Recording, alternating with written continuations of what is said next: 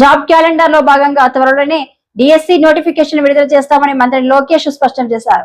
అసెంబ్లీలో ఆయన మాట్లాడారు. సమగ్ర శిక్ష అభియాన్ లో ఒప్పంద ఉద్యోగాల వేతనాల పెంపు అంశంపై ప్రశ్నకు లోకేష్ సమాధానం ఇచ్చారు.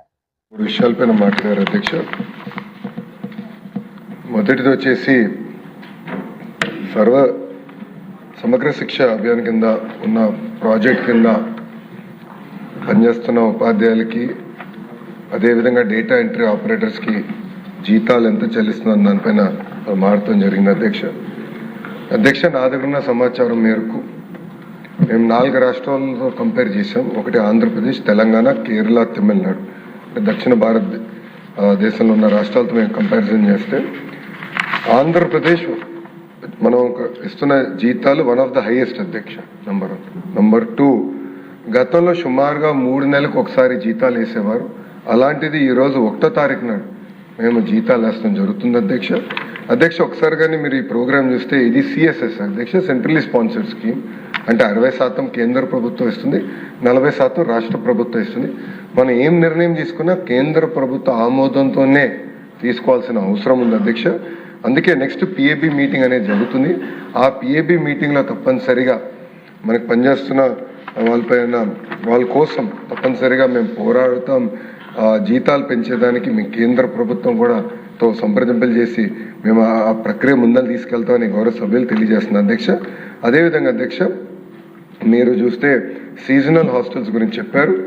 తప్పనిసరిగా 100కి 100% అవసరమైన మేరకు సీజనల్ హాస్టల్స్ శాంక్షన్ చేయడానికి ప్రజాప్రభుత్వం సిద్ధంగా ఉంది అధ్యక్ష. ఇది ఎందుకు చెప్తున్నానంటే అధ్యక్ష, మనం తీసుకునే కొన్ని నిర్ణయాల వల్ల మన జీవితాలు మారుతాయి అధ్యక్ష. నా జీవితం అలా యువగలం నిర్ణయం వల్ల మారింది అధ్యక్ష. రాదోని మంత్రాలయంలో నేను పాదయాత్ర చేసినప్పుడు ఆ ప్రాంతం ఎంత వెనుకబడి ఉందో నేను కల్లారా చూశాను అధ్యక్ష. నంద్యాల పార్లమెంట్కి కర్నూలు పార్లమెంట్కి ఎంత డిఫరెన్స్ ఉందో స్వయంగా నేను చూశాను అధ్యక్ష. ఇన్ఫాక్ట్ నిన్న జరిగిన ఎస్ఐపిబిలో కూడా మీరు చూస్తే కర్నూలు పార్లమెంట్కి ప్రత్యేకంగా వస్తున్న పరిశ్రమలకి అదనంగా ఇన్సెంటివ్ కూడా ఈరోజు ప్రజాప్రభుత్వం వాళ్ళకి ఇస్తుంది అధ్యక్ష. ఎందుకంటే ఆ ప్రాంతాన్ని పైకి తీసుకెళ్ళాలి, ఆ ప్రాంతాన్ని ముందుకు తీసుకెళ్ళాలి, పెద్ద ఎత్తున పెట్టుబడులు తీసుకెళ్ళాలని లక్ష్యంతో మేము పనిచేస్తున్నాం అధ్యక్ష. మొన్న జరిగిన డిఎస్సిలో కూడా మీరు ఒక్కసారి చూస్తే కర్నూలు జిల్లాకి ఎక్కువ మంది ఉపాధ్యాయుల పోస్టులు కూడా మేము శాంక్షన్ చేసాం. అయినా కూడా అధ్యక్ష ఈరోజు నేను రివ్యూ చేశాను అధ్యక్ష, లాస్ట్ మినిట్ అధ్యక్ష. ఈరోజు నేను రివ్యూ చేసే హౌస్లోకి వచ్చే ముందర ఇప్పుడు కూడా టీచర్ స్టూడెంట్ రేషియో మన ప్రాంతం కర్నూలు పార్లమెంట్ తక్కువ ఉంది అధ్యక్ష. ఇంత పోస్టులు శాంక్షన్ చేసిన తర్వాత కూడా ఇతర పార్లమెంట్తో పోల్చితే మనం తక్కువ ఉన్నాం అధ్యక్ష. త్వరలో ఎటుకో డిఎస్సి ప్రకటించబోతున్నాం. జాబ్ క్యాలెండర్ కింద మన పార్లమెంట్కి ప్రత్యేక ఫోకస్ ఇస్తాం, మెరుగైన ఉపాధి అవకాశాలు కల్పిస్తాం. అంతేకాకుండా మేము చెప్పినట్టు ఆ సీజనల్ హాస్టల్స్ పైన మీరు ఇంకా వివరాలు